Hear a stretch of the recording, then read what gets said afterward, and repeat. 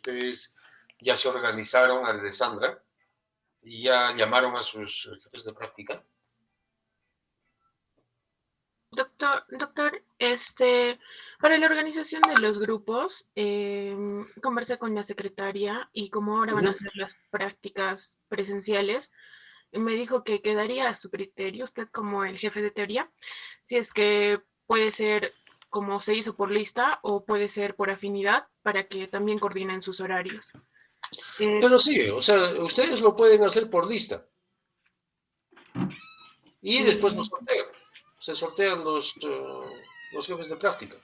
Claro, o sea, del sorteo, creo, de los jefes de práctica, de eso no hay dudas, igual va a ser por sorteo, sino que para hacerlo por afinidad, doctor, para que coincidan más que todos nuestros horarios, ¿no? Como ahora vamos a tener. Claro, en todo caso, ¿cómo prefieren ustedes? Chicos, por favor, si tuvieran sus opiniones, porque he tratado de organizar, por eso les estaba pidiendo sus horarios en el grupo, pero se me hace difícil porque son 38 personas, entonces hacer coincidir de Claro, todos y a es veces un están poquito haciendo difícil. otros cursos. Lo ideal es que todos tengan el mismo horario.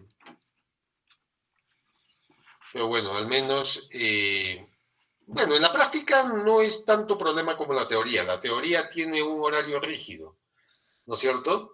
La práctica, ya les he dicho, es con cada jefe de prácticas, que ustedes se puedan poner de acuerdo y qué días. E incluso pueden hacerlo domingo.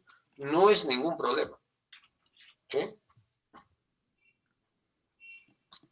Está bien, doctor. Entonces, eso termino de hacerlo hoy día con mis compañeros y ya le Sí, envío pero las listas ya. oficiales. Ya Por parte estamos del, una semana, ¿no? sí, doctor, por parte Y de la universidad, no a lo sé. mucho, el lunes me tienen que estar haciendo alguna práctica. O el martes, ¿no? O el día que les corresponda de la próxima semana, lo mucho. Pero lo que quiero es que se distribuyan de una vez y comiencen a llamar a sus docentes para coordinar en estos días, ¿sí? Ok, doctor. No es que me van a coordinar la siguiente semana, no, me tienen que hacer en estos días todo eso. De tal manera que se reúne y dice, muy bien, ¿cuándo podemos hacer reunión y hacemos la reunión de coordinación? Va a haber una primera reunión de coordinación, ¿no es cierto? Entonces pónganse de acuerdo. Y nada más. Ok, doctor. Gracias. ¿Alguna duda más tienen de repente el resto de compañeros?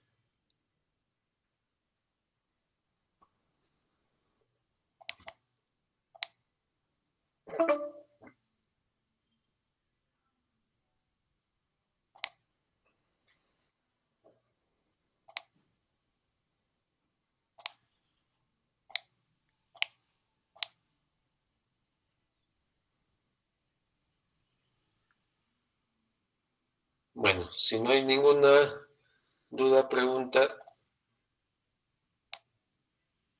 vamos a empezar. ¿Me confirman si lo están viendo? Sí se ve, doctor. Sí, doctor. Ok, muchas gracias.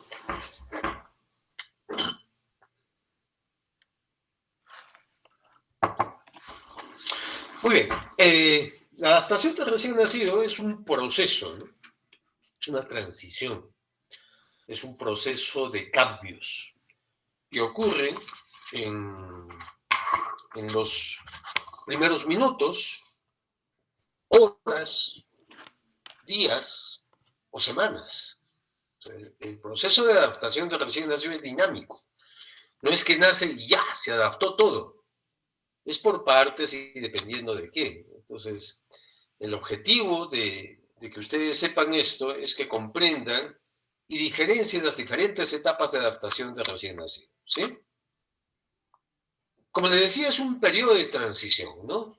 De un estado de vida a otro, ¿no? Un estado fetal, en los cuales no respiraba, pero se supone que tiene vida, hasta el momento del nacimiento, en las cuales va a respirar y va a poner en función una serie de mecanismos en todos los organismos. Y estos cambios, que muchas veces pueden ser complejos, ¿no? Que se les considera fisiológicos, normales, ¿no? Depende mucho de la maduración de los diferentes órganos, porque no es igual que se adapte un recién nacido normal a que se adapte un prematuro. Y también hay diferencias entre los diferentes grados de prematuridad, ¿no? Entonces, es necesario que nosotros conozcamos estos procesos porque muchas veces nosotros vamos a tener que ayudar en esa adaptación de recién nacido a la vida extrauterina. Entonces, la transición neonatal es ese periodo de estabilización del paso de la vida intra a la extrauterina, que ocurre generalmente en las primeras 6 horas de vida. Hay otros autores o descriptores de estos procesos que lo clasifican hasta 8 horas e incluso hasta 12 horas de vida que puede demorar. Por eso le digo, no todos los niños son iguales. En estas 6 horas, para decir una cifra que es para un niño a término, por ejemplo, el bebé tiene que tener una estabilización respiratoria, cardiovascular y de temperatura. Después vamos a ver que, por ejemplo, el niño tiene mayor temperatura intraútero que extraútero, ¿no? Después va a bajar y después va a tener que poner en marcha los mecanismos de compensación de la temperatura. 90%, como les dije en la clase anterior, pues casi no necesitan nuestra ayuda. Son los niños normales, sanos, que no van a tener ningún problema al momento del nacimiento.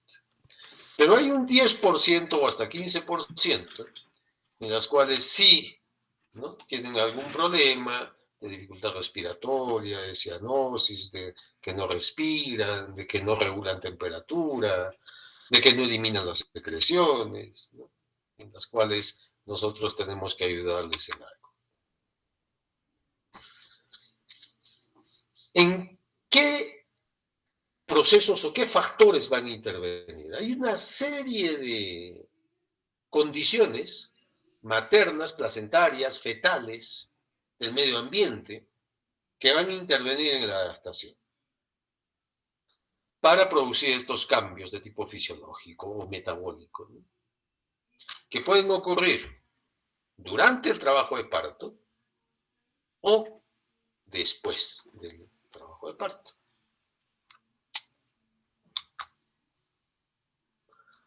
Entonces, la idea es facilitar la adaptación extrauterina del recién nacido. Por eso es donde nosotros siempre tenemos que estar presentes en un parto, ¿no? Segundo, reconocer los factores perinatales que afectan el proceso de adaptación. En la clase anterior habíamos hablado de algunos que pueden intervenir aumentando la morbimortalidad neonatal. Estos datos, que le llamamos anamnesis perinatal, que son los datos previos al nacimiento, nosotros debemos conocer previos al parto porque debemos estar preparados, ¿no? No queremos que nos esté agarrando en el aire alguna complicación que pueda tener esa recién nacido.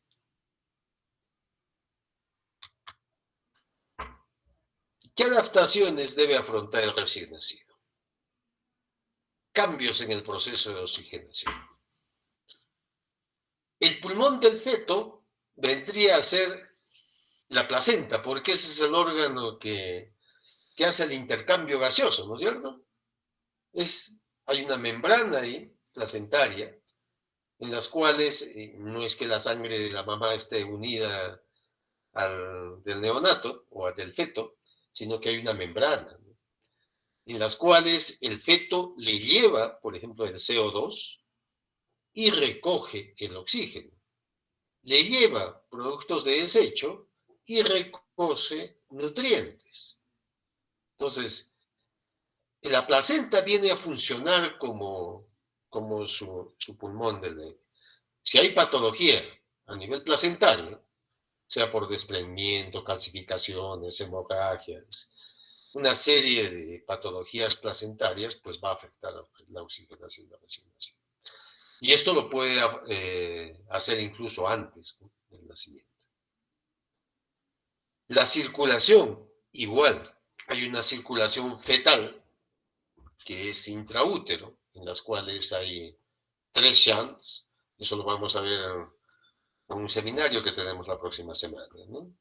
Esos shunts son a nivel de cordón umbilical, a nivel del tabique interauricular y a nivel del ductus arterioso que une la arteria pulmonar con la aorta. Entonces, estos shunts se tienen que cerrar al momento de nacer. También hay esos cambios. El bebé tiene que alimentarse. Antes era alimentado tal igual, como les dije, por la placenta. Y el bebé tiene que comenzar a alimentarse por vía oral, con la leche de la mamá, por una succión. Tiene que eliminar un meconio, ¿no? Una sustancia verduzca, oscura, que se deposita en los intestinos de los fetos. Y tiene que eliminar esto y después tiene que alimentarse. Entonces, todo este es el proceso de adaptación. Igual el riñón. El riñón pues no funcionaba antes de que el niño nazca, ¿no? Pero una vez de que se corta el cordón, ya no le va a pasar los productos de desecho hacia la mamá para que el riñón de la mamá lo elimine, sino que ese riñón del niño va a aumentar la filtración glomerular que no tenía antes de nacer y va a tener que filtrar y reabsorber lo que necesita y eliminar los productos de desecho. Igual el hígado, ¿no?, tiene que comenzar a funcionar. Por eso también el proceso de ictericia, que es ese color amarillento que tienen los recién nacidos, la mayoría de los recién nacidos, y que se considera normal, por eso se le llama ictericia fisiológica. Lógicamente que hay también ictericia patológica, es porque el hígado está comenzando a adaptarse, ¿no?, a eliminar todos los productos de metabolismo de los glóbulos rojos, ¿no?, por medio de la bilirrubina. Entonces, es una adaptación de todos los órganos, sistemas y puesta en marcha de mecanismos metabólicos, circulatorios, respiratorios, que antes eran asumidos por la madre. Tiene un carácter dinámico en el tiempo, como les dije, no necesariamente tiene que ser al nacer. Ocurre en minutos, horas o días o más. Y debemos considerar en recuperación hasta que culmine su segundo periodo de reactividad, que generalmente va entre las 6 a 8 horas. Muchos recién nacidos tienen una transición adecuada, fácil, ¿no? Otros, en cambio, tienen que tener un proceso más largo para superar estos problemas, complicaciones que pueden tener en este momento. Y es nuestro papel observar y tener todo preparado para poder atender. La idea es saber qué es lo que tiene el niño, qué es lo que voy a hacer y cómo lo voy a hacer, ¿no? Esa es la idea. Entonces, según Arnold y Rudolph, el niño pasa por una etapa de adaptación durante las primeras 6 a 8 horas de vida, que se conoce como periodo transicional de recién nacido. Lo que observaron ellos en términos prácticos, desde que el niño nazca, ¿qué es lo que hace la mayoría? ¿Qué características tiene, por ejemplo, el niño en el primer periodo de reactividad, que es en las primeras 2 horas? Al inicio, por ejemplo, hay reacciones y respuestas que el recién nacido tiene. Hay apertura y cierre de fosas nasales, porque hay un esfuerzo. Sus primeras respiraciones están viniendo. Entonces hay un esfuerzo para respirar. Y puede haber aleteo nasal, gruñidos, como signos de dificultad respiratoria, pero que son transitorios. Es un proceso de adaptación. Movimientos cefálicos de un lado al otro, apertura y cierre de párpados, acuérdense que está viendo la luz. Antes, si bien es cierto, tiene una luminosidad transabdominal, no es lo mismo cuando el niño sale y comienza a ver la luz, por lo tanto tiene movimientos espasmódicos de los ojos, ¿no? Tiene sobresaltos espontáneos. Estos sobresaltos cambian a veces con la posición, pero ya las tiene intraútero, ¿no? Por eso muchas veces las mamás dicen, ay, que está pateando, ay, que se movió, a ver, tócalo y se mueve, ¿no? Los reflejos, sobre todo el reflejo de Moro, están presentes prácticamente desde antes del parto. Y movimientos rápidos de piernas y brazos. Hay movimientos de succión, masticación, deglución, muecas, de protrusión de lengua, tremores o temblores. Tremor es un movimiento fino, ¿no? O temblor, que este movimiento como están viendo en mi mano, que es diferente a convulsión, que son movimientos sincrónicos, como lo que estoy haciendo ahorita. Y que si yo lo toco en mi mano, sigue.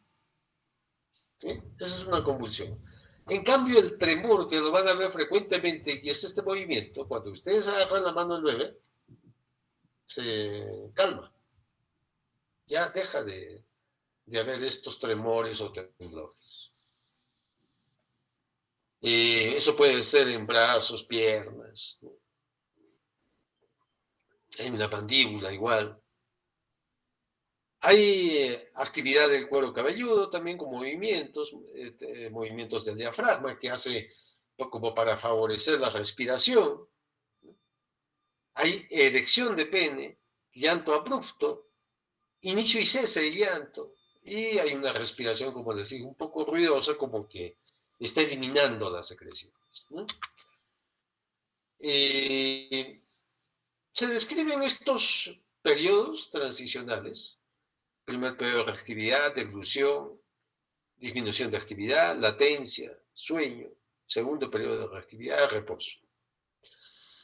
Entonces, Rudolf describió todos estos procesos que posteriormente han sido resumidos en 3 periodos, que es lo que yo les voy a presentar. Entonces, estos periodos o estas etapas de la adaptación del recién nacido va en relación al tiempo de vida. La primera etapa se denomina primer periodo de reactividad, y es primer periodo de reactividad porque el niño está muy activo, muy alerta, ¿no?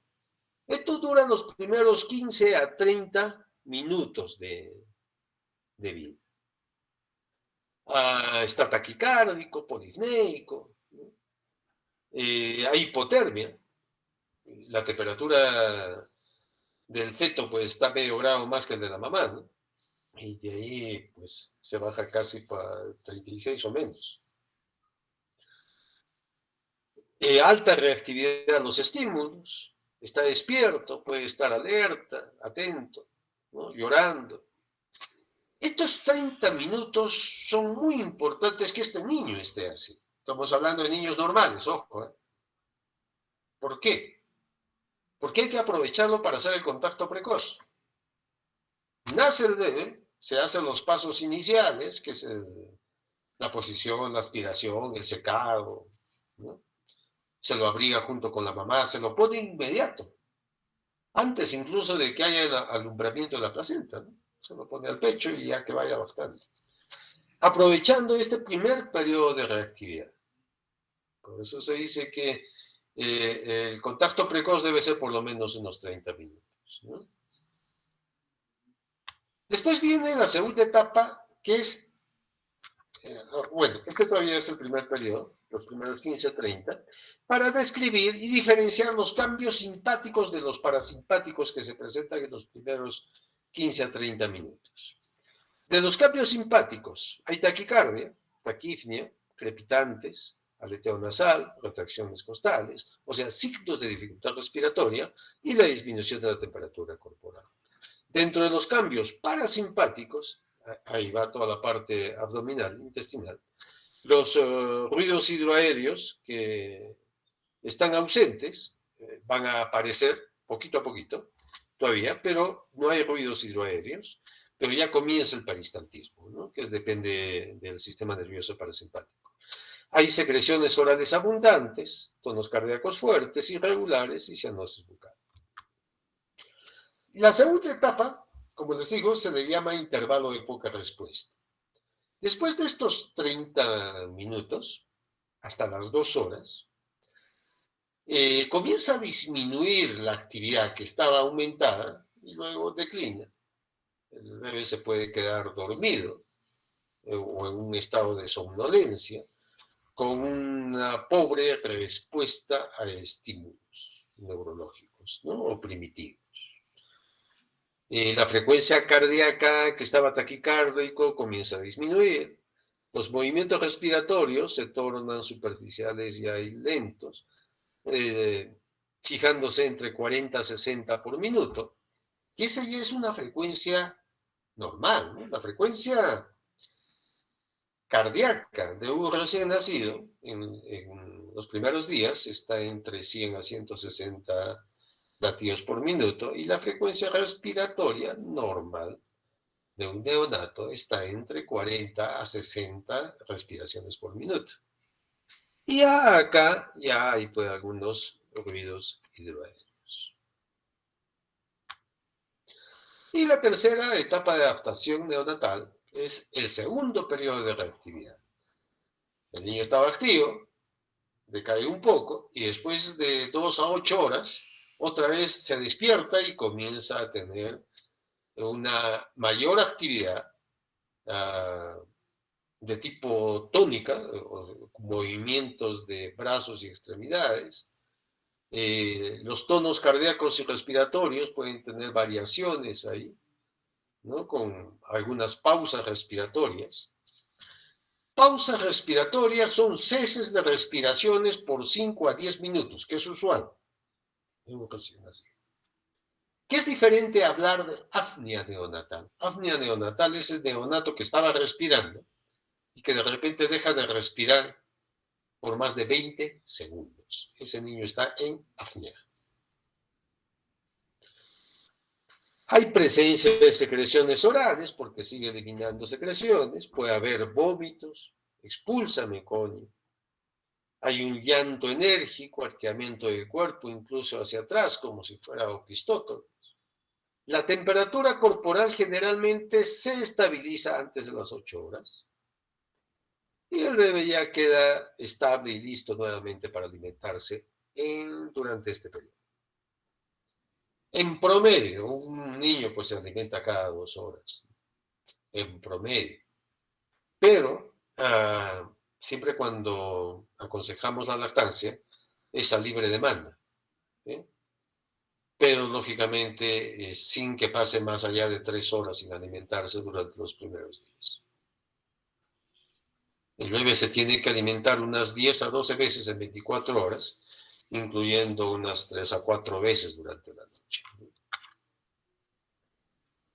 Factores que alteran la adaptación neonatal, y esto lo tenemos que ver en la anamnesis perinatal que nosotros tenemos que hacer: diabetes materna, hipertensión, hemorragia, infecciones, drogadicción, embarazos prematuros, malformaciones congénitas, que no haya control prenatal, madres menor de 16 o menor de 35 semanas. Antes la OMS ponía 19 años, ¿no?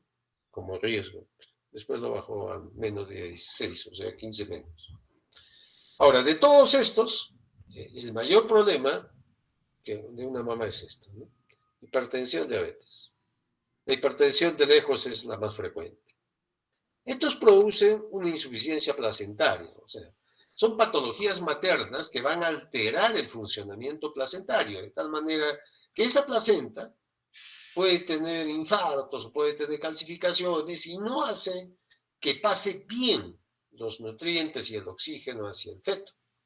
Por lo tanto, puede existir una hipoxia crónica y menor desarrollo fetal, ¿no? Lo que ocurre con un retardo de crecimiento intrauterino, los RCIUs. Y puede haber también alteraciones endocrinas, como por ejemplo hipoglicemias, hipocalcemias, hipomagnesemias, de tipo inmunológicos también, y con mayor predisposición a infecciones tipo sepsis neonatal. Factores intraparto, tenemos cesárea, cuando una cesárea de urgencia, pues por algo, ¿no? Porque algo anda mal. Entonces ahí tenemos que estar bien preparados para recibir a un bebé. Presentaciones anormales, partos prematuros prolongados o precipitados, las rupturas mayores de 18 horas, el líquido amniótico meconial, alteraciones de la frecuencia cardíaca fetal, la anestesia general, ¿no? Ahí hay que tener mucho cuidado porque si se demora mucho en sacar al niño, el niño va a salir deprimido, con una depresión farmacológica. Prolapso de cordón o los partos instrumentados, ¿no? Todos vienen a ser factores para que ese niño no se adapte bien. Y de posparto, niños que tienen hipotermia, Apgar bajo, los que nacen en apnea o asfixiados, bradicardia, problemas respiratorios, anemia. Muchas veces estas anemias pueden ser por hemorragias del tercer trimestre que hay en la mamá, anomalías congénitas propias ya del niño, y traumas obstétricos dependiendo de la gravedad del trauma obstétrico y los bajo peso de nacimiento, ¿no? Hay que averiguar bien sobre los antecedentes de ingestión de medicamentos y drogas. Cualquier sustancia que no sea prescrita adecuadamente tiene un potencial riesgo de producir un daño a nivel fetal. Algunos medicamentos también pueden producir malformación o retardo de crecimiento intrauterino, ¿no? Alteran mecanismos fisiológicos en el tercer trimestre, por ejemplo, los anestésicos, anticoagulantes, el demerol. Hay incluso antibióticos que no se debe usar en la mamá que pueden alterar la coagulación, ¿no? Como nitrofurantoína, por ejemplo, que se utiliza mucho para infecciones urinarias, pero no en gestantes. Sulfas, que no se debe utilizar tampoco en la mamá porque eso puede alterar, pasa recién al feto y después altera los procesos de conjugación del lábido bilirrubina. Síndromes de privación de alcohol, cocaína. Y el alcohol, por ejemplo, por RCI1, síndrome alcohólico fetal, y es bien frecuente. El alcoholismo crónico es más frecuente a nivel rural que a nivel urbano, ¿no? Porque se toma como una costumbre durante el trabajo cotidiano, diario, siempre tiene que haber algo de alcohol. Malformaciones y genopatías que se pueden producir como atresia esofágica, hernia diafragmática, hidrocele, meningocele, cardiopatías, por drogas generalmente, ¿no? Cocaína. E incluso hace unos años vi un niño deprimido con depresión hipotónico por marihuana, ¿no? La mamá no era solamente, lo que me dijo era, yo solamente soy consumidora de cannabis, ¿no? O sea, no consumo otro tipo de drogas, pero igual, un niño se comprometió. Muy bien, eso es en relación general en adaptación neonatal. Lo que vamos a pasar ahora es sobre termorregulación o la adaptación térmica del recién nacido. La próxima semana miraremos algo de cardiovascular y respiratorio, ¿no? Esta es una de las principales causas de morbilidad en el recién nacido. Entonces, la idea es tratar de prevenir, ¿no?, la hipotermia. Vamos a estudiar los factores que condicionan la pérdida de calor hacia el medio ambiente y también la producción de calor por parte del niño en el organismo. El feto, como ya les adelanté algo, vive medio grado más alto que la temperatura materna. Por ejemplo, si la mamá está a 36,5, el feto, su temperatura es 37. El sistema de autorregulación de temperatura pues no es requerido en la etapa intrauterina. Por lo tanto, una vez que nace, recién va a poner en marcha toda una serie de mecanismos para regular la temperatura. La habilidad para aumentar la tasa metabólica de respuesta al estrés del frío empieza alrededor de las 28 30 semanas. O sea, esos niños como que se defienden mejor. Pero antiguamente, sí, pues si nacía, estoy hablando de la época virreinal o antes, si nacía un niño muy prematurito, de muy bajo peso, estaban condenados prácticamente a morirse. Entonces, con todas las ayudas en las unidades de cuidados intensivos, se ha mejorado un poco esto, ¿no? Y el niño responde a la regulación de temperatura mediante la captación que tiene de la piel por termorreguladores, ¿no? Entonces, si capta una baja de temperatura, esto lo lleva al hipotálamo, ¿no? Y del hipotálamo hay un centro termorregulador y de ahí manda a la corteza cerebral para una serie de efectos, ¿no? Por ejemplo, dice hacia los músculos. ¿Qué es lo que hacen? ¿Qué hacen ustedes cuando tienen frío? Tiritan, ¿no es cierto? Comienzan contracciones. ¿Por qué eso de tiritar o escalofríos que les llaman? Que tienen, uy, qué frío, ¿qué hacen? Y comienzan a hacer esto. La contracción muscular hace que se produzca calor, ¿no? Entonces, contracciones de haces musculares, ¿no? Hay respuestas voluntarias e involuntarias en esto. Ese reflejo de escalofríos en respuesta al frío, ¿no? No está bien maduro en el recién nacido. Por lo tanto, ahí tenemos un problema.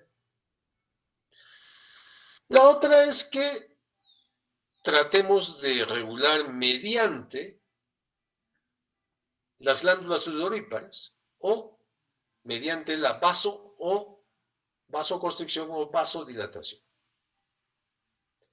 que es otro mecanismo compensatorio. ¿Qué hacemos cuando tenemos frío?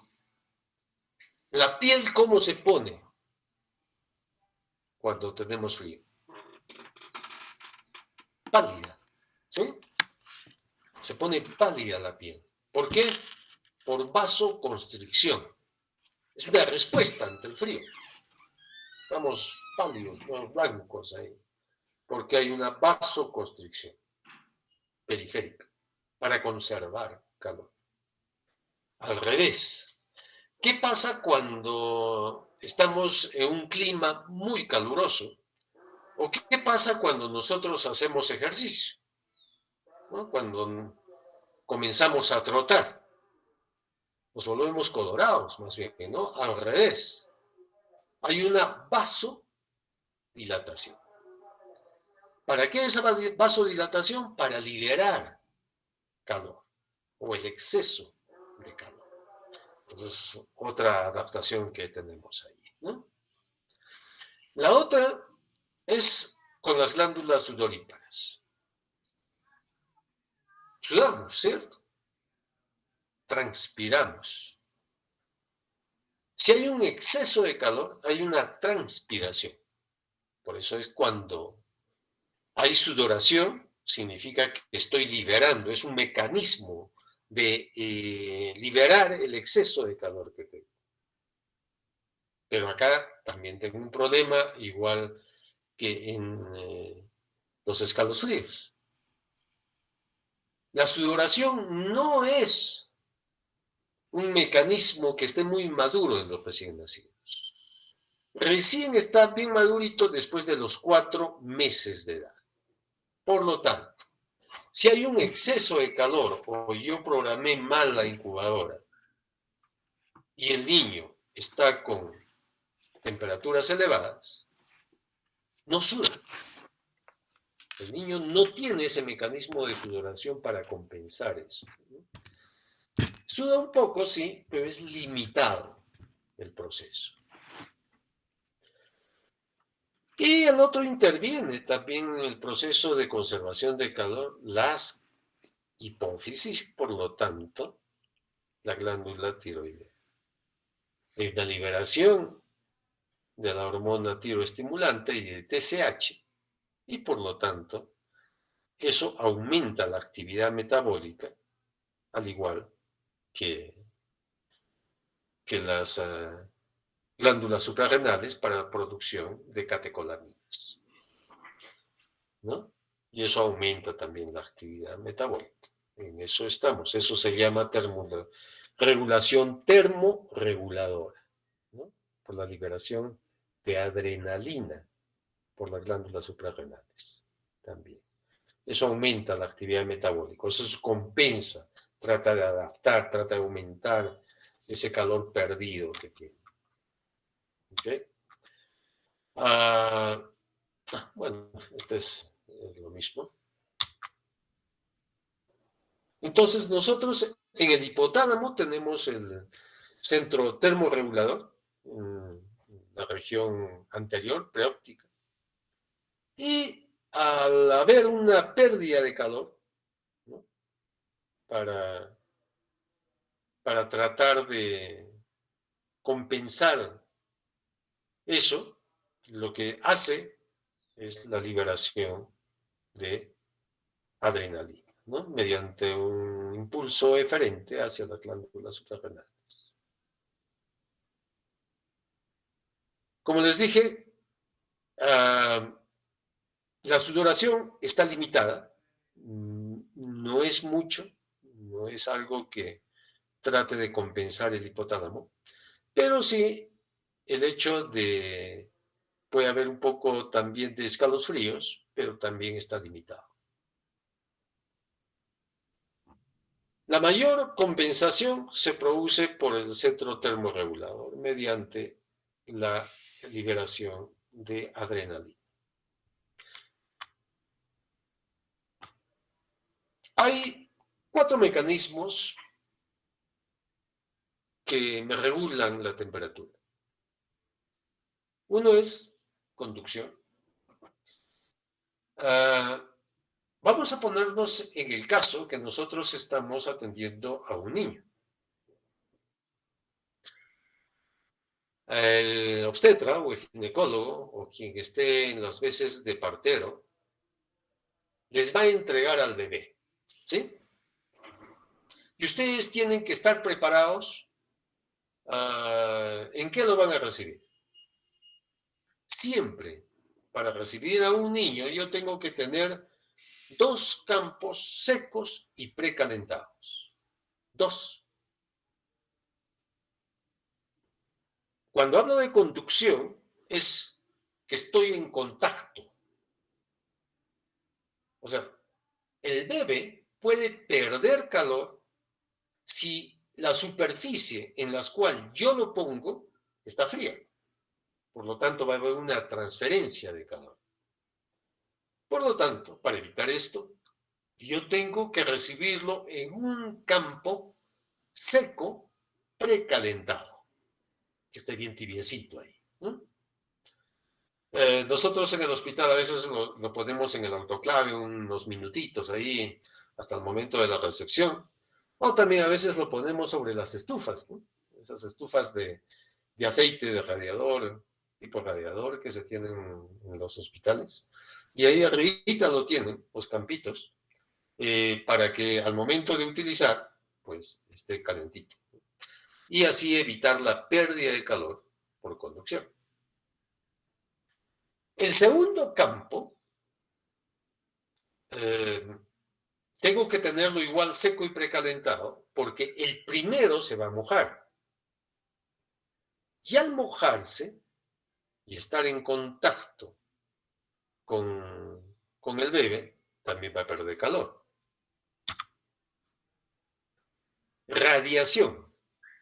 ¿Qué es radiación? Nosotros tenemos el mayor ejemplo, la radiación solar, ¿no es cierto? Acá en Cusco es muy práctico un ejemplo que les voy a poner. Que no es igual que en una zona que tenga un ambiente de más temperatura. Acá cuando en invierno sobre todo. Y que esté con el cielo despejado. Si ustedes se van a la sombra, hace frío. Pero si ustedes se van al solcito, está haciendo frío. Y se pasan de la sombra al solcito, o salen de una habitación hacia el solcito, ¿no? Donde estaban, la habitación estaba fría, pues dicen, ¡ay, qué calorcito! O sea, ¿por qué? Porque hay radiación solar. ¿Sí? En el caso de neonatología, nosotros tenemos unas incubadoras radiantes, que son unas estufas que están a unos 50 o 60 centímetros sobre el niño y que irradia calor, como si fuera el sol, hacia el bebé. Y por eso se llaman incubadoras radiantes, útiles en los casos de recepción de recién nacido y reanimación. Entonces, la radiación puede ganar calor o perder calor si hay superficies cerca que están frías. Por ejemplo, si yo al niño lo pongo al lado de la ventana, probablemente va a perder más calor por radiación a que si lo llevo un poquito más alejado. ¿No? Igual las superficies influyen. No es igual una superficie de madera, por ejemplo, a una superficie de mayólica. Eso es radiación. Convección, tercer mecanismo de pérdida de calor. Si ustedes están en un ambiente caliente, lo primero que hacen, ¿qué es? Abrir la ventana. ¿No? Para que entre fresco. ¡Ay, qué rico! Dice. ¿No? Están tratando de que la temperatura ambiental no sea tan caliente. O al revés, ¿no? Si está frío afuera y ustedes están adentro con un calefactor, ¿qué es lo que van a hacer? No, van a cerrar las puertas y ventanas para evitar que el calor se salga.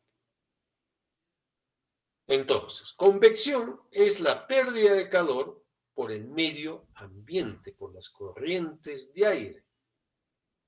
Por eso una sala de partos, que donde se atiende al niño, o una sala de recepción, tiene que estar con puertas y ventanas cerradas, mantener una temperatura ambiental adecuada.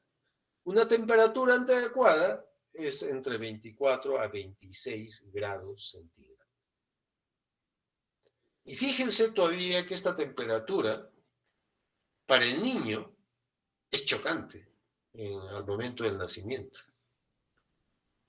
Recuerden que estaba a medio grado más que la mamá. O sea, 36,5 a 37. Y de ahí bruscamente sale, en el mejor de los casos, que esa sala de partos esté a 26 grados centígrados. Fíjense la diferencia, cuántos grados de diferencia ambiental va a tener en el ambiente que tuvo en el claustro materno al ambiente de sala de partos, de 26. Se va a bajar como 10, 11 grados, de una. Y eso hace que a veces el bebé haga esa pérdida de calor, pero después se recupere, o sea, se adapte a la temperatura ambiental. Entonces, para evitar la pérdida de calor por convección, yo tengo que cerrar las ventanas, tener las puertas preferentemente vaivén, porque antes cuando teníamos las puertas de bisagra, siempre entran y salen y nadie le preocupa cerrar la puerta. Entonces lo ideal es tener unas puertas vaivén, ¿no? Y mantener una temperatura ambiental mediante calefactores o los medios que tengan alrededor de los 26 grados centígrados. Y el último mecanismo de pérdida de calor sería el de evaporación, ¿no? Cuando ustedes se están duchando y cierran cuando se están duchando y están con el agüita tibia, normal, feliz de la vida. Y eso lo van a observar. Cierren la ducha y quédense como están. ¿Qué es lo que pasa? Igualito le va a ocurrir al bebé. En el primer baño que tengan más tarde o mañana, hagan ese experimento. Están bien bañándose y de repente cierren la ducha, ya para el final, pero quédense un ratito tal cual, así mojaditos. Y van a sentir un frío. Y ese frío se produce por la evaporación que está dándose en ese momento. Entonces, ¿qué hacen ustedes para no sentir más frío? Agarran la toalla, se fricciona rápidamente, se seca el cabello, todo, y como que baja esa sensación de frío. Igual es el recién nacido. El recién nacido nace mojado porque está lleno o dentro de un líquido, rodeado de líquido amniótico, ¿no? De las bolsas amnióticas. Entonces, nace el bebé y la misma sensación siente. Piénsenlo eso. La misma sensación. Por eso es donde ustedes tienen que estar con dos campos. Uno para secar rápidamente, pero me retiran ese paño húmedo y me ponen otro seco y precalentado. Y ahí con eso me encuentro. Y así entonces me van a evitar la pérdida de calor por evaporación.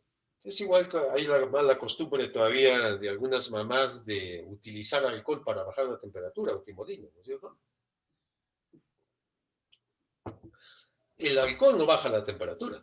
Los compresitas de alcohol, o el hecho de ponerse alcohol, háganse ese experimento igual, échense alcohol, van a sentir ustedes una sensación de frío por la evaporación, nada más, pero no van a bajar la temperatura.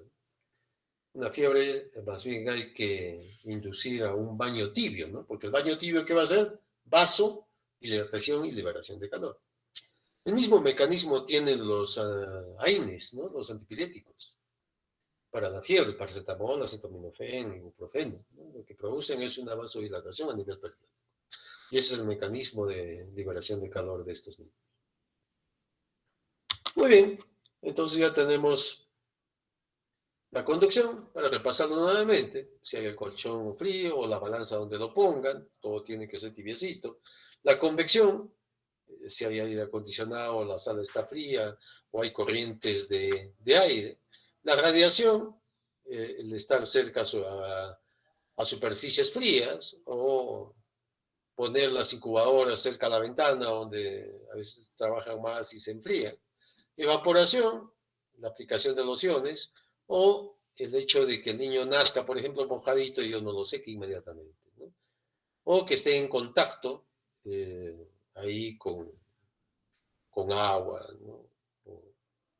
O algo, un trapo húmedo que sigue evaporando ahí. ¿Qué factores condicionan mayor pérdida de calor en el recién nacido? Tenemos la relación superficie corporal-volumen corporal, o peso. El recién nacido tiene mayor superficie corporal en relación a su peso que un adulto, por ejemplo. Porque pesa por ahí 3,500, ¿no? Y tiene mayor superficie, 0,20, 0,22 más o menos de metros cuadrados. A nuestro peso, que es, por ejemplo, para 70 kilos, 1,7 metros cuadrados. O sea, el niño tiene mayor superficie corporal expuesta en relación a su peso. Y eso le hace perder más calor. El escaso aislamiento cutáneo, esto nos referimos a la piel. En este caso, mientras más prematuro, pues la piel es más delgada. Y a la cantidad de celular subcutáneo, ¿no? De la grasita subcutánea. Eso está en relación pues, a la edad gestacional, ¿no?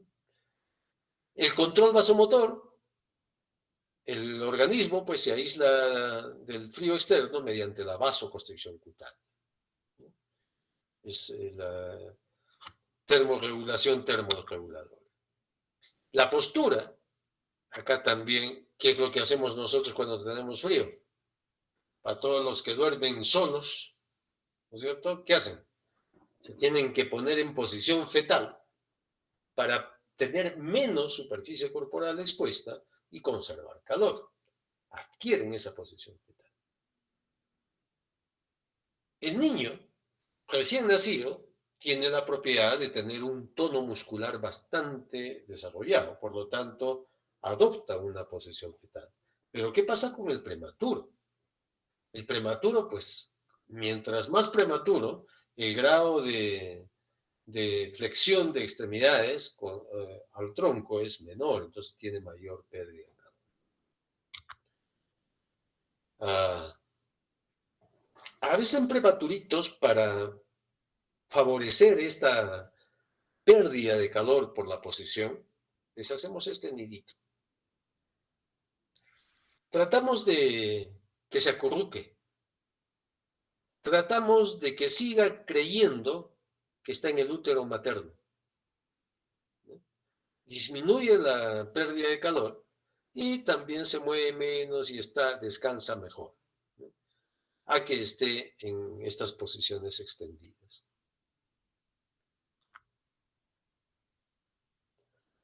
Esta es la relación superficie corporal. Fíjense, por ejemplo, la cabeza. La cabeza en un recién nacido, al nacer, es la cuarta parte de la superficie corporal. ¿Sí? Si es prematuro, pues va a ser más de la cuarta parte.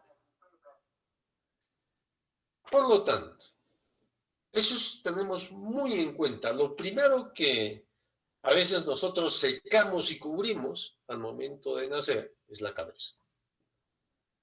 Siempre deberían tener ahí su gorrito al lado. Seca la cabeza y ¡fuck! Lo primero que se viste es la cabeza. Y el resto ya después, porque a ese niño le vamos a poner en contacto piel a piel con la mamá para que haga lactancia.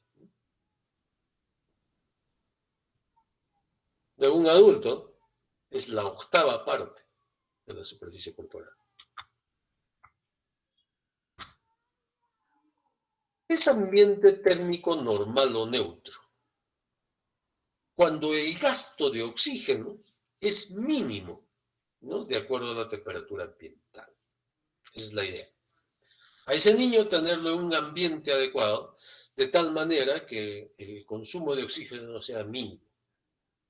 Porque si ese niño comienza a bajar la temperatura, el consumo de oxígeno va a ser mayor. La temperatura normal a las cuales debemos mantener a un niño es entre 36,5 a 37,5 grados centígrados. Entonces tenemos la termogénesis no termorreguladora, que es el resultado del metabolismo basal por la actividad, ¿no? La acción de los alimentos.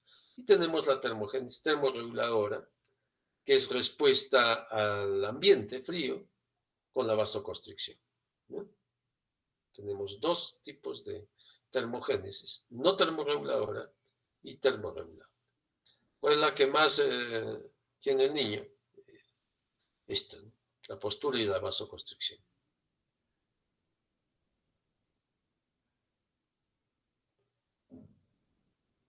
Como les dije antes, el recién nacido no tiene recurso de escalofríos o está muy inmaduro y ya está más madurito cuando tenga unos 4 meses de vida. Y el otro es la termogénesis química. Se refiere a la grasa parda. Y no quiero que me confundan la grasa parda con la grasa subcutánea y con el unto sebáceo. Estamos en tres compartimentos diferentes. El unto sebáceo es esa grasita que cubre al niño, que se produce a partir de las 30-32 semanas y desaparece después de las 37 semanas. Y tiene una finalidad el unto sebáceo, que es la protección del bebé, de ese fetito. Lo protege contra la maceración del líquido amniótico. No es que sirva para producir calor, estamos hablando de unto sebáceo. Es una grasita que se pierde generalmente después de, ¿no? Pero no hay que sacarla tampoco. Yo siempre les digo, viene a ser de todas maneras después del secado, que al bebé prematuro lo secamos no tanto con fricción, sino con delicadeza. Viene a ser también algo que está cubriendo la piel, pero se pierde rápidamente, ¿no? Porque con la ropa, con todos los movimientos, pues se elimina. Después tenemos la grasa subcutánea, que sí, ¿no? Es parte del aislamiento que el niño tiene del medio ambiente junto con la piel. Pero la grasa parda, la mayor parte del calor del recién nacido se genera por la grasa parda. Esta grasa parda es escasa en prematuros porque se va almacenando de acuerdo a la edad gestacional después de las 28 semanas y se distribuye alrededor de los vasos del cuello, del mediastino, del corazón, de la región interescapular, de la región axilar y alrededor de los riñones, ¿no? Ahí es donde se almacena esta grasa parda.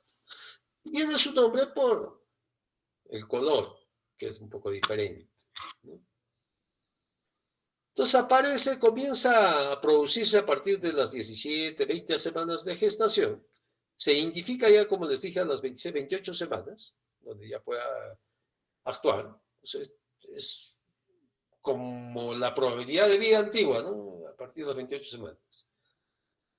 Y se multiplican hasta las 3 a 5 semanas postparto, ¿no? Son vacuolas de color pardo, en las cuales la producción de calor se produce por una hidrolización de estos triglicéridos que hay acá y por oxidación también de los ácidos grasos que están contenidos en estas vacuolas, ¿no?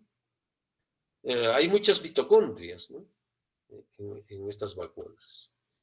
Y fosforilación oxidativa se sintetiza ATP, que es la energía, ¿no?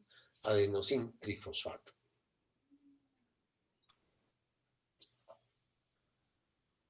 Las alteraciones de la regulación térmica dan lugar a una hipotermia o a una hipertermia. ¿Sí? Hipertermia leve, de acuerdo, les dije que es hasta 36,5, lo normal para arriba. Por lo tanto, para hablar de hipotermia leve, estamos hablando de una temperatura entre 36 a 36,4 de temperatura corporal. Si es moderada, de 32 a 35,9, y si es grave, menor de 32 grados. Hay una diferencia entre temperatura corporal y temperatura de piel, que generalmente está en 0,5 grados centígrados, ¿no? La temperatura de piel en los recién nacidos lo medimos mediante un sensor que tienen las incubadoras o las cerradas o las radiantes, que se pone a un costado del abdomen, ¿no? O en el caso de que no sea radiante, de que sea de convección, las cerradas, se pone entre el apéndice sifoides y el ombligo. Al centro se pone ese sensor. Entonces la incubadora, si esa temperatura, por ejemplo, baja de 36 grados, ¿no? Que es lo que se maneja en piel, la incubadora comienza a calentar. Y si se aumenta mucho más allá de 37, que significaría 37,5 en la central, también se para. ¿No? Es como un termostato, un incubador. Entonces ahí tiene las temperaturas corporales para definir hipotermia leve, moderada y grave. Y también en relación a temperatura de piel, teniendo en cuenta que la diferencia entre temperatura corporal o central versus temperatura de piel es 0,5 grados centígrados. La temperatura corporal ustedes la pueden medir mediante un sensor al esófago o mediante un sensor rectal, ¿no es cierto? Esa sería la temperatura corporal. Y temperatura de piel es la temperatura que ponemos a nivel de piel en el abdomen mediante el sensor del incubador. ¿Qué factores de riesgo pueden alterar la termorregulación?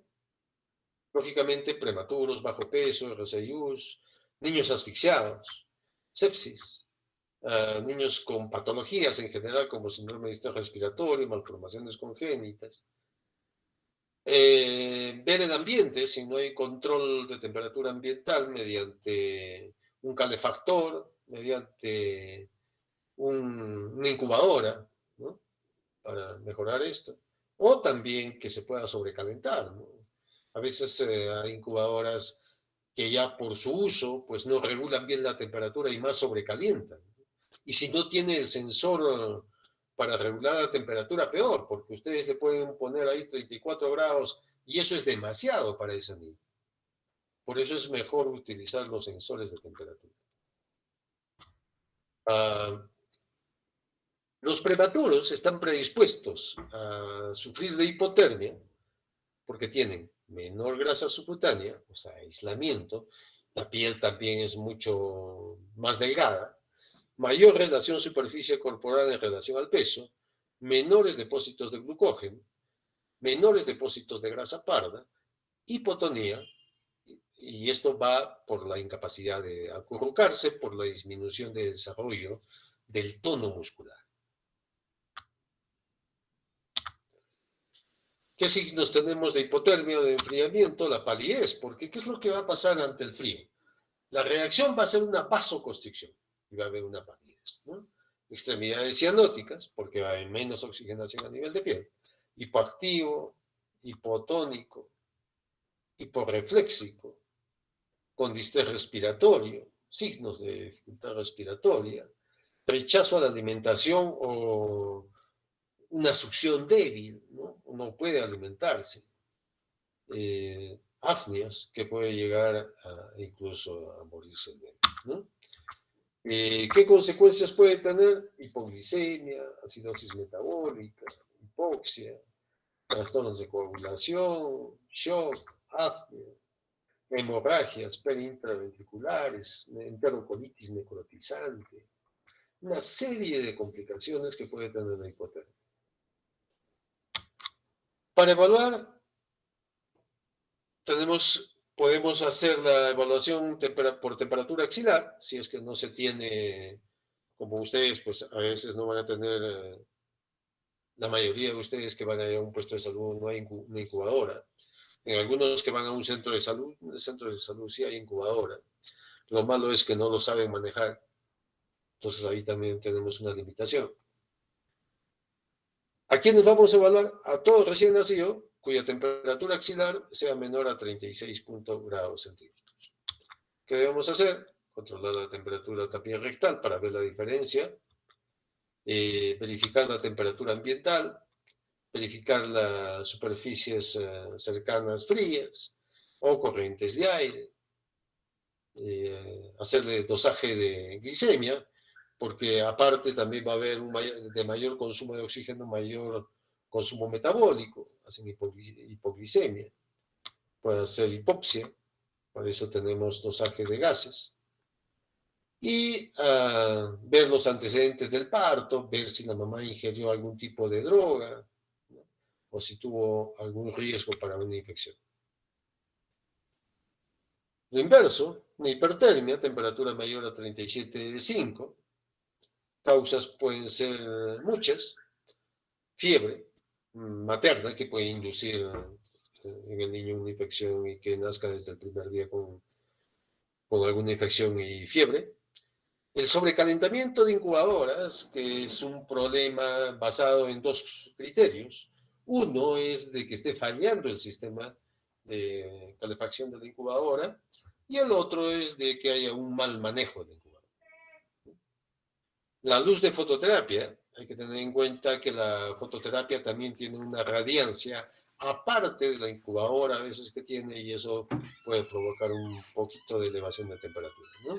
El sobreabrigo también, sobre todo en lugares calurosos, el sobreabrigo viene a ser un factor de hipertermia. Lo único que hay que hacer ahí es a veces quitar un poco de la ropa que exageradamente puede poner la mamá o las abuelas, inclusive, ¿no? Infecciones, si es una causa de fiebre, trastornos del sistema nervioso central y deshidratación. Esto, por ejemplo, actualmente como el gobierno trata de inculcar que sea lactancia materna exclusiva en todas las mamás y a veces tenemos limitantes en eso, muchos niños que tienen problemas en lactancia o cuyas mamás no tienen o no les han enseñado o no captaron bien la técnica de lactancia adecuada para que ese niño pueda succionar adecuadamente y tener producción de leche. Pues muchos niños se bajan exageradamente de peso y se deshidratan. Es como que yo les mando pues al desierto sin agua o con poquita agua para que caminen todo el día. Al final, lo que van a hacer ustedes es fiebre y la fiebre por deshidratación, ¿sí? Antes le llamaban mucho fiebre por sed, le decían, ¿no? En estos niños. Y es una causa importante de ingreso, ¿no?, a los establecimientos de salud.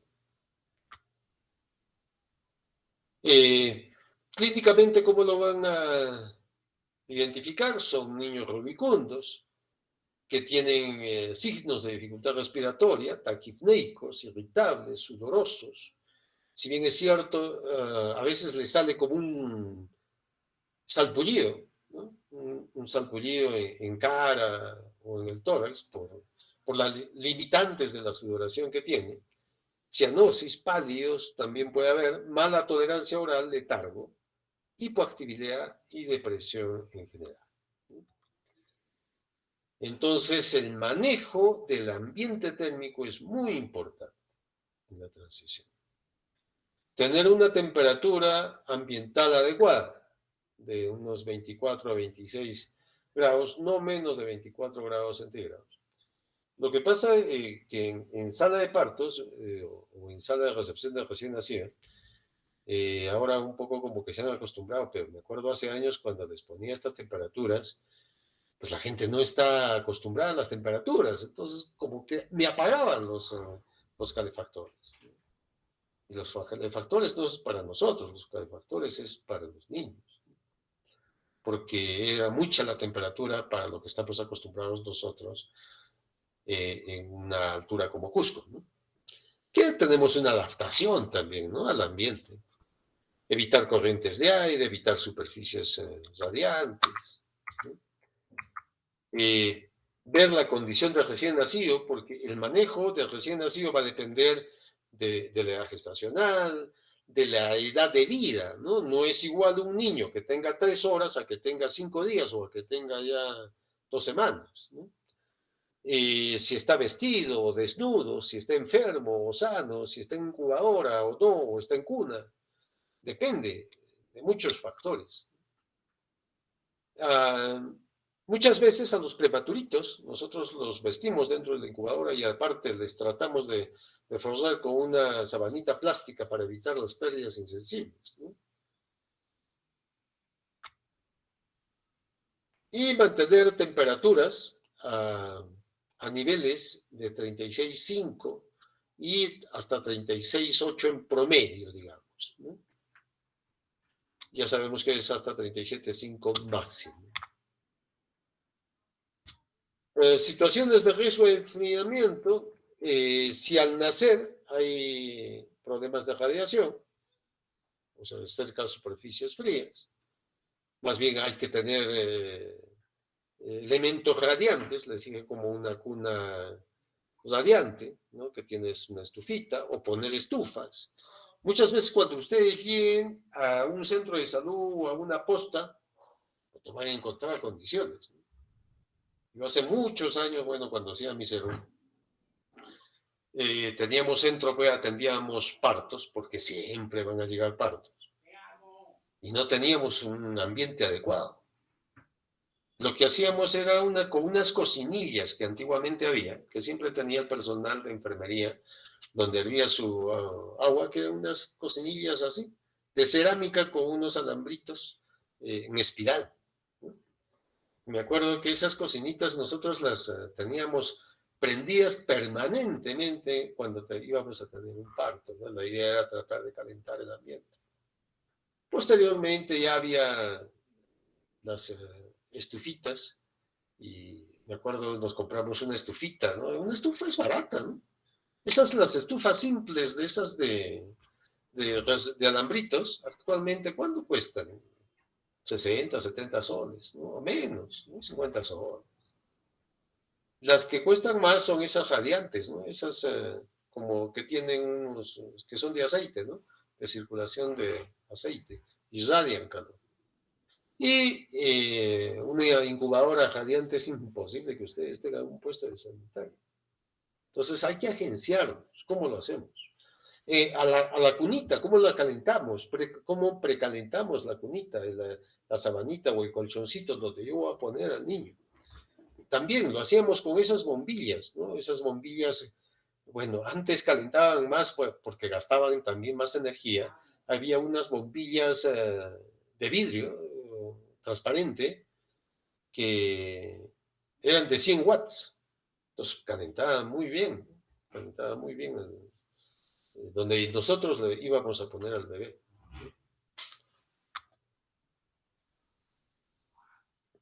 Para prematuros menores de 2000 gramos, lo ideal es tener una temperatura ambiental mayor a 33 grados centígrados.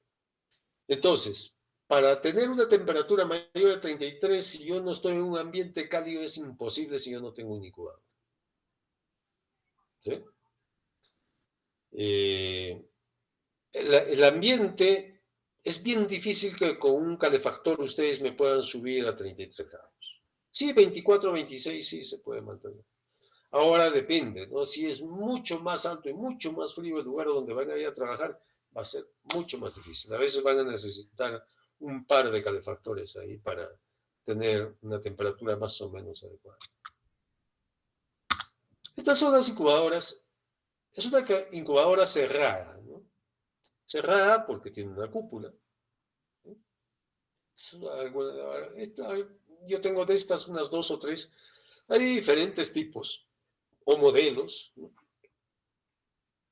Esta, por ejemplo, tiene su comando acá, su monitor acá, tiene las mangas para meter las manos, ¿no?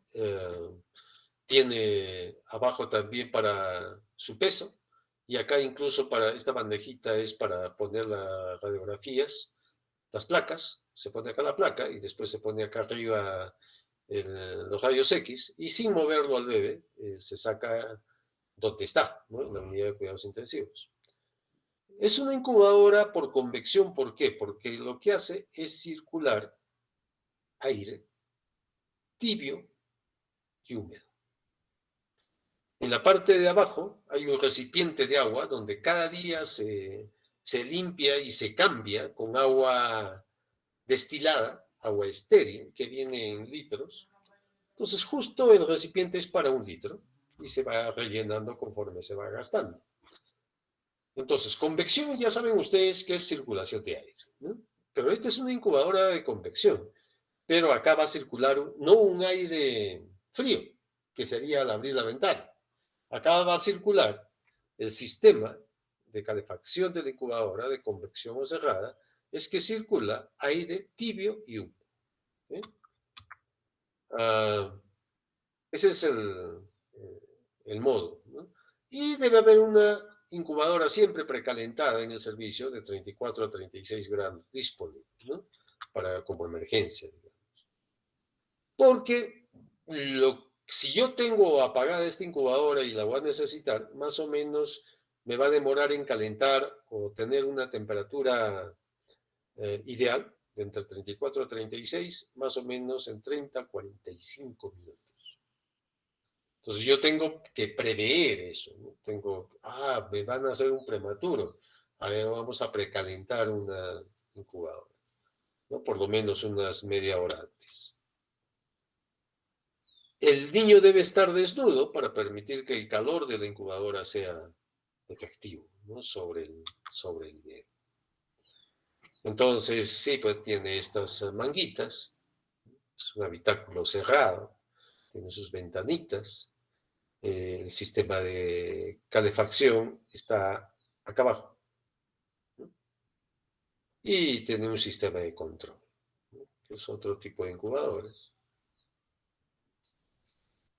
La entrada de aire se realiza a través de filtros, que hay que cambiar cada cierto tiempo, esos filtros, en los cuales todo el polvo, el ambiente, como es un sistema de aspiración de aire que manda, tiene que haber unos filtros, ¿no? De impurezas y antibacterianos. Y el CO2 se va a eliminar por orificios que están en la parte superior del incubador, unos huequitos que está acá arriba.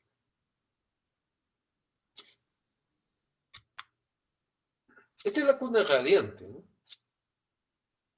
Es diferente, como ven, a la incubadora de convección, que es cerrada. La radiante es como una cuna, que acá tiene unos soportes, como unos balconcitos acá, para que el bebé no se caiga. Lo bajamos cuando vamos a intervenir varias personas, esa es una ventaja, por ejemplo, para sala de partos, ¿no?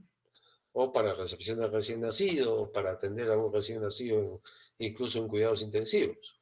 ¿Por qué? Porque no es como en este, limitado un poco, ¿no?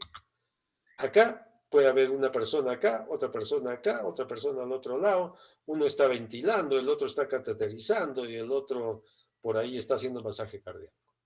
Entonces podemos estar 3 personas alrededor del niño. Por eso es donde más se utiliza en unidades de cuidados intensivos o en la recepción de recién nacido en sala de partos para hacer la atención y reanimación del recién nacido. Es una gran ventaja, la accesibilidad, ¿no? Que tenemos. Permite pues toda una serie de procedimientos, desde un exsanguíneo de transfusiones, intubaciones, punciones. El problema es que la estufa acá está acá arriba. Y esto no es cerrado. Por lo tanto, a diferencia de la convección que te da un aire tibio y precalentado, pues, y húmedo, acá pues es seco. ¿Por qué? Porque no hay pues, un recipiente de agua acá. Entonces solamente es un calor seco. Y por lo tanto, las pérdidas insensibles pueden ser mayores cuando un niño está mucho tiempo o se utiliza esto en cuidados intensivos. Ahí es útil la bolsa plástica. Ponerlo al niño dentro de una bolsa plástica de tal manera de disminuir las pérdidas insensibles. Y este es, por último, esta es la incubadora de transporte. Entonces, para evitar igual, ¿qué hacemos o qué van a hacer ustedes para mantener una termorregulación cuando me refieran un niño de su puesto de salud al hospital? Algunos centros pueden tener estos incubadoras porque es justo para eso, para transportar. Tiene rueditas. Este sistema es como el de las camillas que utilizan para subir a las ambulancias. Se plega, ¿no? Se hace chiquito, de tal manera que se puede subir fácilmente a la ambulancia, ¿no? ¿Qué otra cosa tiene? Sus oxígenos. La mayoría vienen con 2 balones de oxígeno para el trayecto, ¿no? Si se fijan, es una incubadora muy simple, pero también hay otras que son complejas, que vienen con ventilador. que vienen con monitor, ¿no? Y incluso el niño ya viene ventilado y monitoreado su saturación, frecuencia cardíaca, respiración, presión arterial. Bueno, pero que yo sepa, no tenemos ese tipo de incubadora de transporte. Estas son las más usadas, las más comunes, las que pueden encontrar ustedes en el centro de salud. Lo ideal es tratar de traerlo al niño en estos, ¿no? Porque esto viene con una batería que está acá abajo. Esa batería tiene una duración entre 2 horas a 4 horas. El problema está en que si dura más y está más lejos. Esa batería también tiene un conector que se puede enchufar hacia el encendedor del vehículo, de la ambulancia. Y ahí puede seguir manteniendo una energía, ¿no? También no tiene recipiente de humedad. Lo único que tiene esta incubadora, pues es una esponja que se humedece y da cierta humedad, pero no tanto. Y ya para su venoclisis, su parante ahí, y tiene un foquito acá, ¿no? Para verlo al bebé. Entonces, esta es una incubadora de transporte. Entonces, tenemos 3 tipos de incubadoras. Incubadora de convección o cerrada, incubadora radiante y abierta, e incubadora de transporte. Los 3 tipos. Hay otro tipo de incubadoras que son duales. No sé si es como esta. Esta. ¿Qué significa dual? Que esta que es cerrada, yo la puedo transformar en radiante. Toda esta parte de acá, todo este cuadradito, se saca. Y en algunos casos se eleva. Se eleva hacia arriba y se transforma en radiante porque acá atrás ven, ¿sí? Este es el sistema radiante. Esta es la estufita que en está acá. Esta es la clásica incubadora radiante. Pero esta es una incubadora dual. Dual significa que es cerrada, pero que esto se eleva y funciona esto para darle calor radiante al bebé. Y podemos hacer también procedimientos. Estas son las mejores para unidad de cuidados intensivos. En nuestro servicio, esta tenemos una sola. Demasiado cara. Para que se den cuenta, esta debe costar algo de $60,000. Yo no sé por qué cuestan tanto. Cuestan más caro que un Mercedes, creo, ¿no? Que un auto Mercedes. Pero son bien, bien caras.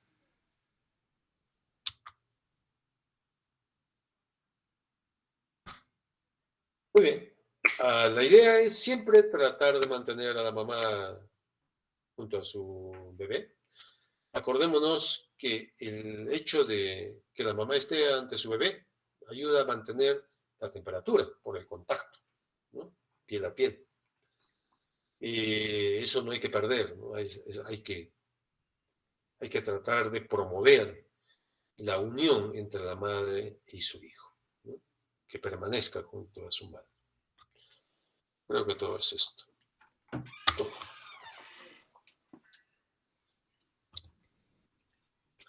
Si hay alguna pregunta, alguna duda, preguntas, chicos.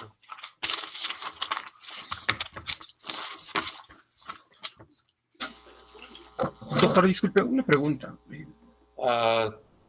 Me gusta ver con quién hablo. Gracias, Sí, Eduardo. soy Eduardo.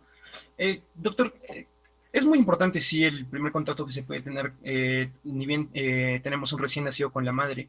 Entonces, esta es tal vez una pregunta que no le podía entender aún, pero ni bien nace el bebé, ¿debemos secarlo y hacer contacto con la madre y después hacer el Apgar? ¿O primero tenemos que hacer toda la evaluación al bebé y después llevar a contacto con la madre, doctor?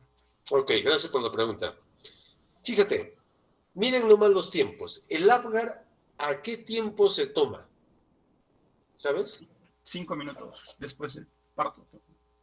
Al minuto Ah, y a los 5 minutos. Minuto, 5 minutos.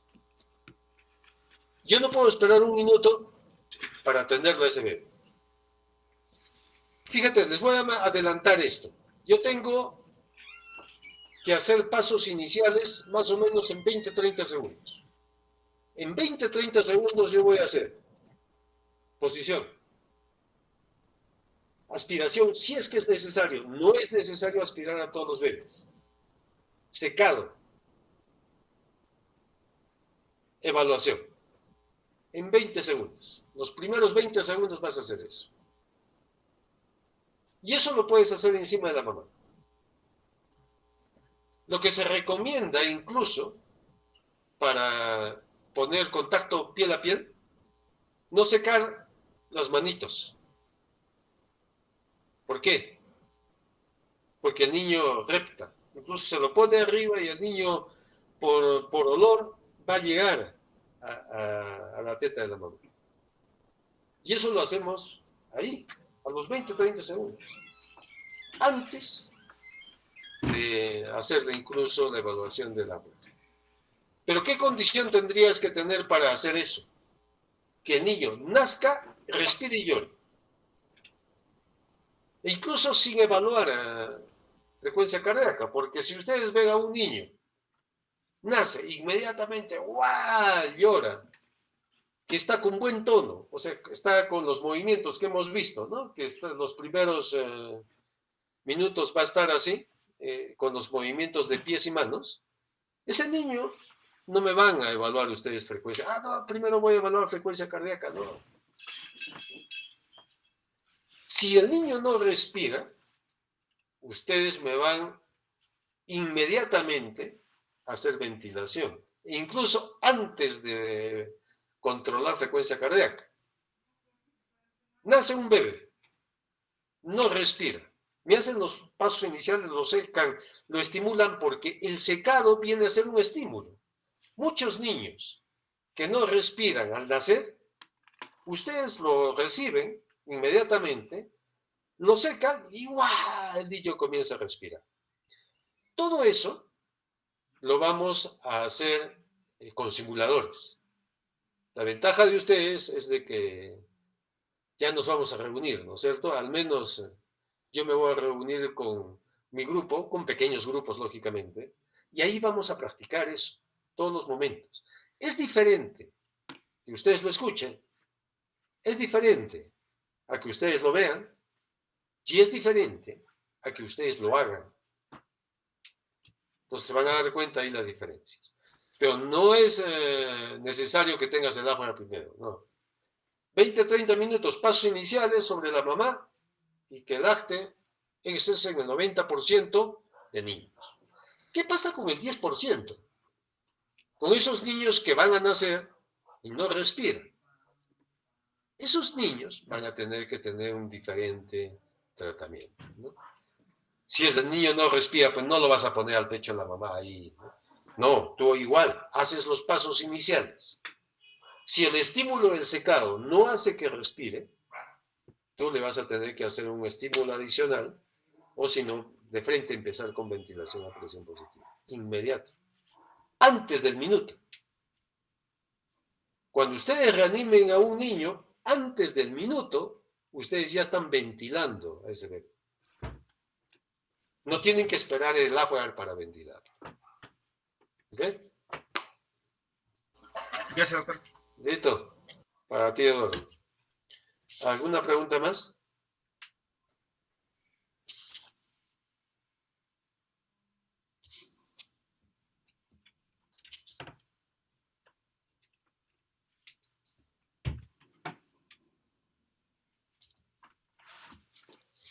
¿Algo más? ¿Alguna duda?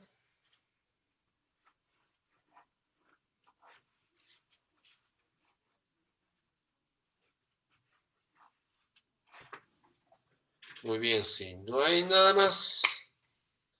Chicos, a ver si mi grupo, si ya se organizan entre hoy y mañana, me comunican y a eso nos reunimos para ponernos de acuerdo, al menos coordinemos cómo lo vamos a hacer y ya tenemos que hacer prácticas. Sí, doctor. ¿Sí? Lo hago lo más antes posible. ¿Listo? Entonces, Gracias, doctor. Gracias, doctor. Hasta luego. Gracias, doctor. Gracias.